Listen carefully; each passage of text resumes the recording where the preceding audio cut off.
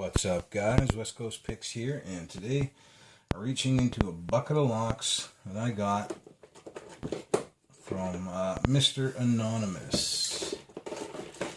If you guys watch my channel, you'll know Mr. Anonymous is the guy that gave me a bunch of cool stuff, and he gave me a couple challenge locks to go with that cool stuff. So this is a Acid Burn. It's a Sargent by Asa Abloy, Mortise cylinder with a mummied key, and no tag, so I will probably just label it Anonymous Acid Burn before I send that out to other people. But we're going to get it up in the vise here and see if I can get into it. Let's see what kind of pins are in here. I know he's been making challenge pins lately, so we'll see what kind of trickiness he's got in here. I will try this 18 thousandths hook, and if it's not enough, then I'll go to something deeper, but we'll start with this guy. I'll go reverse tension and start it back.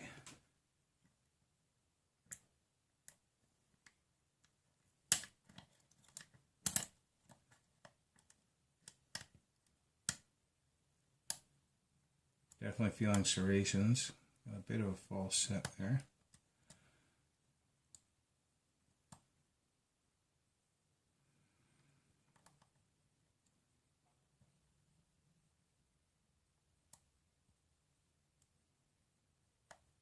One is the spool, got him.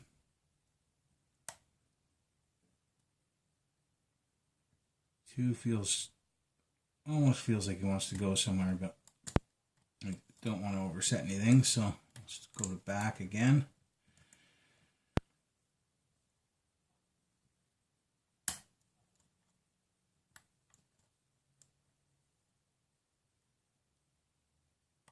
That's three.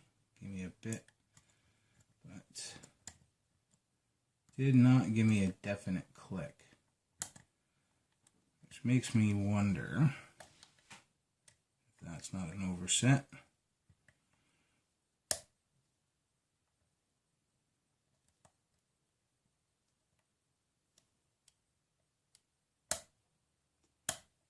One was giving me more there. Thought I'd had him set, but I guess not. I'm thinking I need a deeper pick here, guys, because there's a couple that I push up, get feedback on them and push up, but they don't finish off, which usually means that your pick is not deep enough.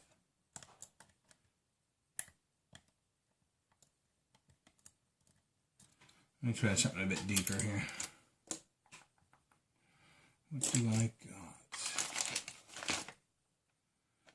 I really need to organize my picks again.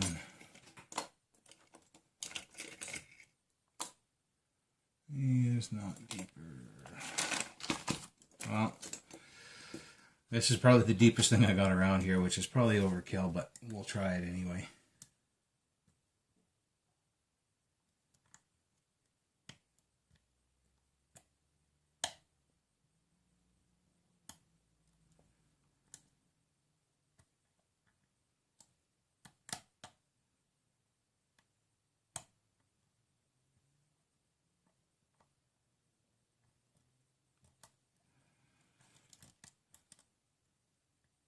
I get feedback there, but it doesn't want to set. It goes up to a certain point. And I think I set him there, but I've lost something. Oh, there we go. It's 5 in the back. So, yeah, tricky little lock there.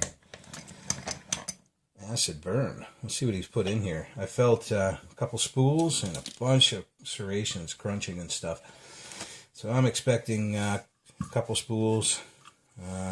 And probably the rest serrations. Maybe a standard in there, but let's find out. Yeah, he also showed me this cool tool that he got, and I can't remember what it's called now, a spin out or something like that, but it's basically a a tool that you can place the mortise cylinder down on the bottom, and it has a spot for screwdriver bits, and then a nice big knob at the top, and a nice rubber mat that you can place your mortise down on. Can't remember exactly what it's called, but it's very cool, and it is like the best way to stop from stripping your mortise cylinder screws, because if you guys know, in and out of these things all the time. I have a bunch of these mortise cylinders around here where the screws are pretty much stripped, and you got to be really careful when you're taking them apart and putting them back together. So, yeah, something like that would be nice. It'd save a lot of hassle, that's for sure. All right.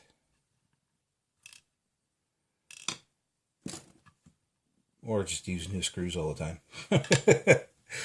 So let's get a shim in here. I don't think there's any T-pins in here, but I like to shim it anyway. And you pretty much have, well, I have to, because I don't have any of the offset plug followers with the cutout for these types of tail pieces, so I will shim it just to be sure.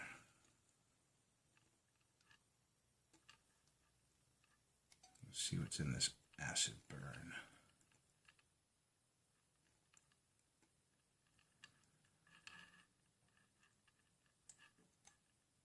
Not sure if that's all the way in. I don't think it is.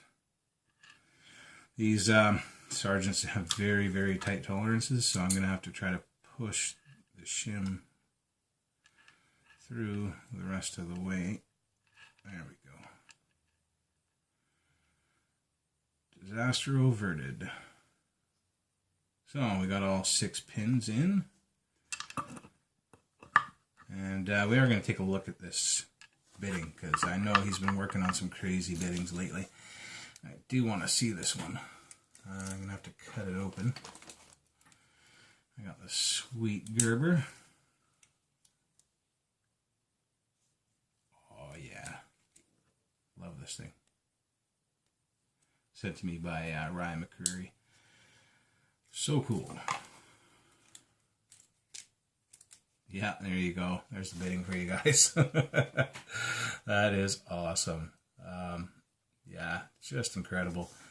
So we'll see what the pins look like to correspond with this bitting. We'll go for the key pins first. Alright, number 1 is definitely an overset trap. Number 2 is standard.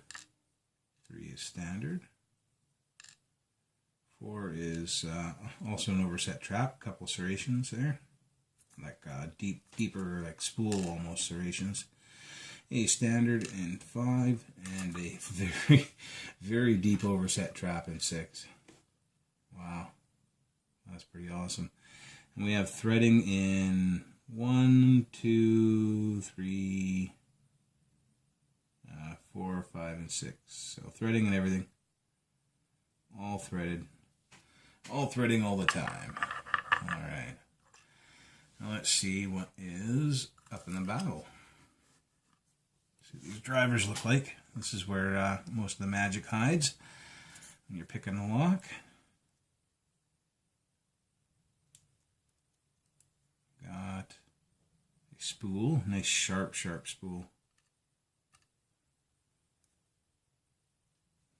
Dump these springs out too. I don't know if he's varied the spring pressure or not, but we will find out. A very serrated pin. These do look like factory pins. Nope, came out the back of the plug. The downfall is using a hollow follower. Very, very sharp spool. Very long, deep, sharp spool. That is a cool pin. I like that. There's steel spring. A standard. Another steel spring. A very serrated.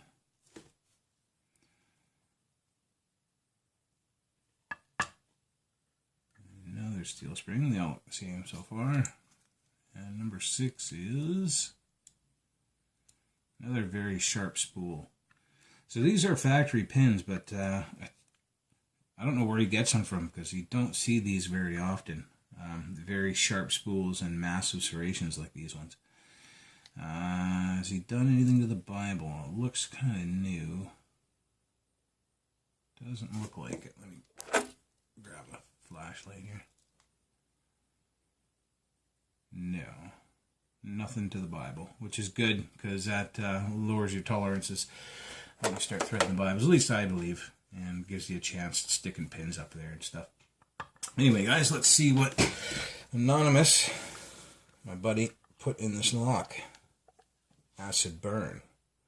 I will be passing this on to the community in one of my next trades here, so somebody else is going to get a chance at this. We'll start with the T-pin section. It's definitely an overset trap. T-pin with a spool, reduced diameter, standard. Another kind of reduced diameter, very sharp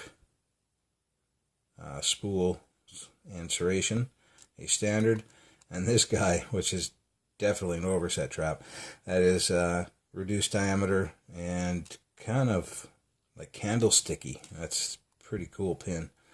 And then in the top we have very sharp spool, very sharp spool, a very serrated pin, a very cool long spool. Yeah, I haven't seen any. Oh, I think I might have seen one of these before, but they're not very common. Standard, and another very serrated pin, and another very sharp spool. So pretty damn cool. It was a fun lock to pick, and it was a little tricky at first there. I think I might have overset a couple times there, but setting the spools, I might have dropped some of it down. So that was a lot of fun. Thanks, man, for sending me this lock and all the other locks. I will get at them in short order.